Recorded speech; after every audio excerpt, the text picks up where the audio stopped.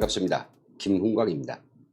어제 저희는 방송까지 결방하면서 북한이 당 제6차 전원의 공보를 기다리는데요. 오늘 아침에야 북한 장문의 결과 보도를 냈습니다. 깜짝 놀랐는데요. 느닷없이 당 제8차 대회를 다음 해 1월에 개최한다는 공표였습니다. 저희 김강튜브가 이틀 전에 김정은의 운명이 갈린다라는 방송에서 어제 당 중앙위원회 전원회에서는 최근 북한이 공언했던 당 중앙 내 막강한 권력을 행사하는 새로운 부서를 공표할 것이다. 그래서 그 부서장이 아마도 김여정이나 김정철이 맡함으로써 김정은의 권력이 분할되는 새로운 국면이 시작될 것이라고 예견했습니다. 하지만 정작 뚜껑을 열어보니 저희 예측과는 다른 일이 벌어진 것에 대해서 저희도 굉장히 당혹스럽기도 하고 또 시청자님들에게 틀린 예측 방송을 한 것에 대해서 죄송한 마음이 대단히 큽니다. 여러분들의 깊은 양해를 바랍니다. 드리면서 오늘 방송을 시작하겠습니다. 오늘 시간에는 통계 숫자를 가지고 김정은이 최근 현장이 아니라 회의장에서만 맴도는 이른바 회의맨으로 전략된 이유에 대해서 분석의 말씀을 드리겠습니다. 북한이 당 제7차 대회를 2016년 5월에 개최를 하였으니 내년이 5년이 되어 옵니다. 그러니 당 규약대로라면 당 제8차 대회를 가지는 것이 맞죠. 이거에 대해서 누가 뭐라고 할 수는 없습니다. 다만 김정일 때에는 당 규약이고 뭐고 1980년 10월에 당 제6차 대회를 한 것으로 끝으로 해가지고 36년 동안 당 대회를 열지 않았습니다. 그런데 김정은에 들어서서는 오히려 당대에 올인하는 모습을 보여주어서 물론 이건 정상적이고 정기적인 일이긴 하지만은 무척 관심이 갑니다. 좀 더 흥미로운 것은 뭐가 그리 급한지 아니면 재미가 들었는지 이번에는 만 5년이 아니라 5달씩이나 앞당긴 45개월 만에 조기 전당대회를 개최하게 되니 그들이 이러는 속내가 정말 무엇일까 궁금하기 짝이 없습니다. 먼저 북한은 당 제8차 대회를 왜 조기에 개최하는가? 어제 북한이 발표한 6차 이 전원의 홍보 이것을 이제 필요한 행간을 읽어서 도대체 왜 이렇게 조기에 전당대회를 해야 되는지 그것부터 일단 알아보도록 하겠습니다. 지금 화면에 나갑니다만은 어제 당 6차 전원회에 참석한 김정은의 사진들입니다. 6장의 사진이 딸랑 전부이고요. 지금 이 시각까지 회의 동영상은 어디에서도 찾아볼 수 없습니다. 당 제8차 대회 소집에 관한 당중앙위원회 전원회의 결정서. 오늘 우리 당과 인민은 간고한 혁명투쟁을 조직 전개하면서 전진도상에 가로놓인 모든 장애와 난간을 정면 돌파하면서 당 제7차 대회가 제시한 역사적 가업들을 실현해 나가고 있다.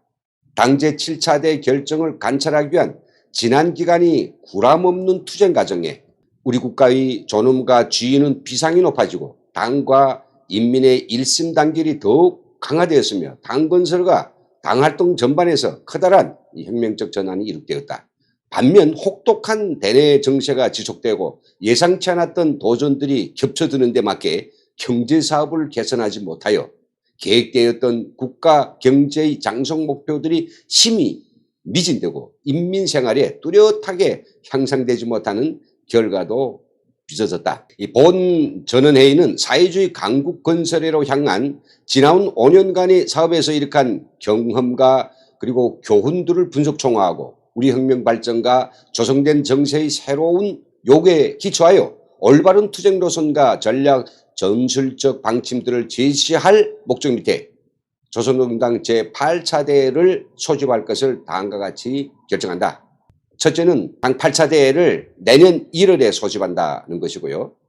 두 번째는 당 8차 대회 주요 의제를 밝혔습니다. 당중앙위원회 사업총합, 당 중앙검사위원회 사업총화, 당 규약 개정, 그리고 당 중앙지도기관 선거. 두 번째로 김정은이 올해 4월부터 돌연 회의맨으로 변했다라는 부분을 말씀드리겠습니다. 지난 해까지만 해도 집권 9년 동안 김정은은 발이 닳도록 북한 전역을 돌면서 현장 지도에 많은 시간을 할애했습니다. TV나 신문이나 엄청 사진, 동영상 많이 올렸죠. 그런데 올해 들어서서는 4월 15일 이후로는 거의나 외부 행사는 거절한 채 실내에서 회의만 해대고 있습니다. 그래서 제가 작년과 올해 중요 회의 개최 실적을 다 일일이 조사해서 비교를 보여주는 표를 만들었습니다. 이 표가 말해준 것은 무엇입니까? 작년 한 해, 즉 12달 동안 김정은은 중앙당에서 즉 주재한 회의를 딱 4차례만 하였습니다. 그런데 올해 들어서서는 똑같은 그런 형식의 주요 회의를 반년이 조금 넘은 8월까지 벌써 11번이나 하였습니다. 작년 회의 실적의 3배를 웃도는 그런 많은 회의들을 한 것입니다. 올해 말까지 또 많은 회의들이 있을 것 같은데, 그렇다고 하면 김정은은 문자 그대로 현장맨으로부터 회의맨으로 바뀌었다는 것을 우리는 사실로서 확인할 수 있습니다. 그렇다면 김정은이 통치 스타일이 왜 이렇게 확 변했을까라고 하는 질문입니다. 여러분들 보기에는 무엇이라고 생각하십니까? 당연히 코로나19 때문일까요? 저는 그것은 아니라고 생각됩니다. 왜냐하면요, 코로나가 한창 독을 쓰면서 확산되던 2월달, 3월달에도 김정은은 비행대, 그리고 미사일 시험장, 장사성포, 박격포 사격장 등 가리지 않고 동분서주하였습니다. 그러다가 딱 4월 15일부터 오늘까지는 주구장창 제한된 숫자의 측근들만 불러서 회의를 하는 모습만 보여주고 있습니다. 그렇다면 원인은 코로나19가 아니라 다른 데에 있는 것 같은데, 우리는 북한이 보여주는 대로 북한이 심리전에 놀아나서는 안 된다 하는 사실입니다. 그가 회의를 하든 무슨 이벤트를 하든 북한의 사진과 보도기사로 보여주는 그 현상만 우리가 모아가지고서는 세계 제1의 거짓말 공화국의 진실을 꿰뚫어 볼 수는 없습니다.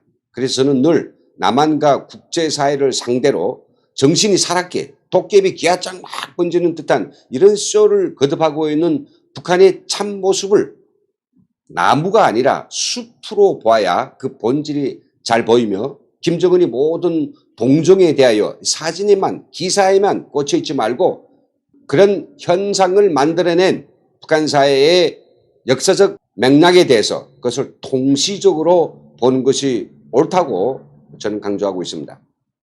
그래서 통시적으로 그리고 맥락적으로 볼 때 크게 두 가지 이유가 있다고 평가됩니다. 첫째는 김정은의 통치 자금이 동이 났기 때문일 것이다. 김정은은 공장이나 군부대 혹은 미사일 발사 시험장 같은 것을 자주 현장 지도를 앞세우고 하고 있는데, 이때 반드시 통치 자금을 차고 갑니다.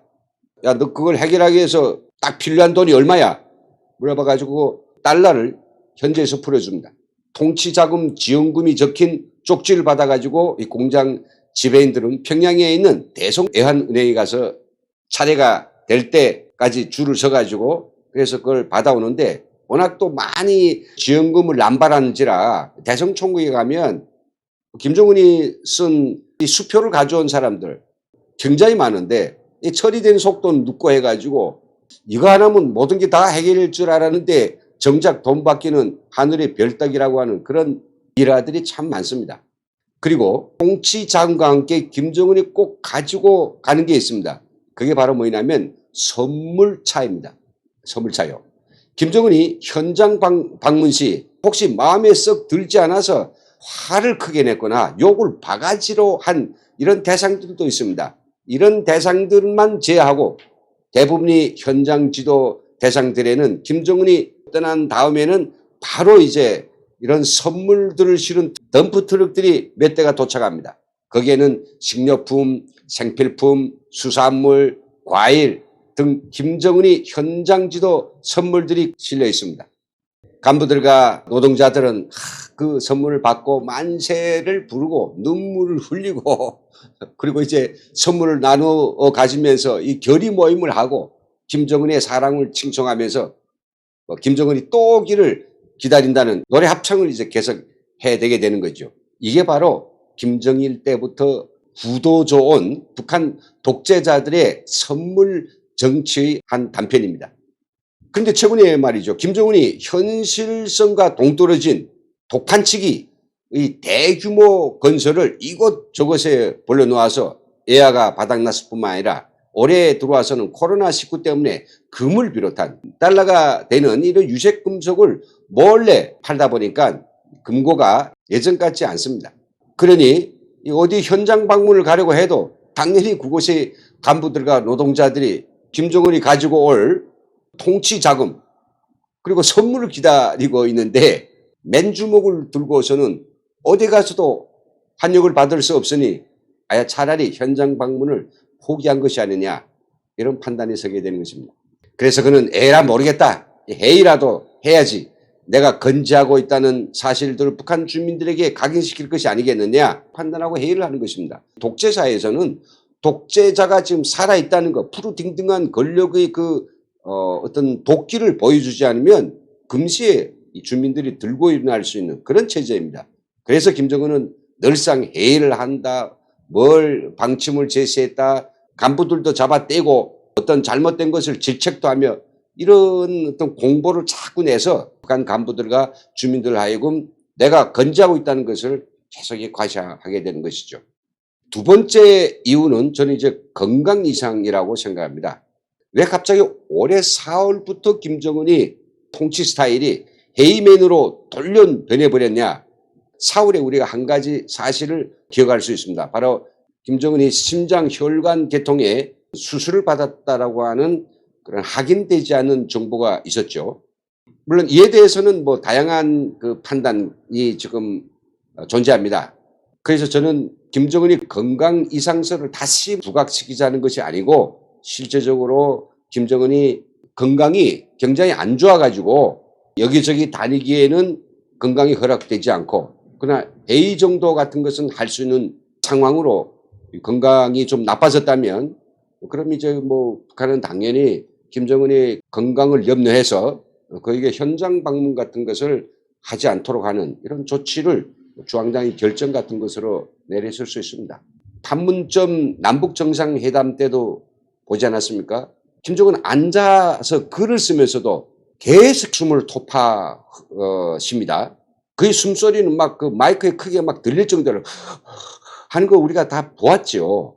그래서 많이 다니면 안 되기 때문에 가끔씩 회의 정도는 하고 실내에서 통치를 하는 것 이런 건강 전략을 구사하고 있지 않느냐 이런 판단을 하게 됩니다.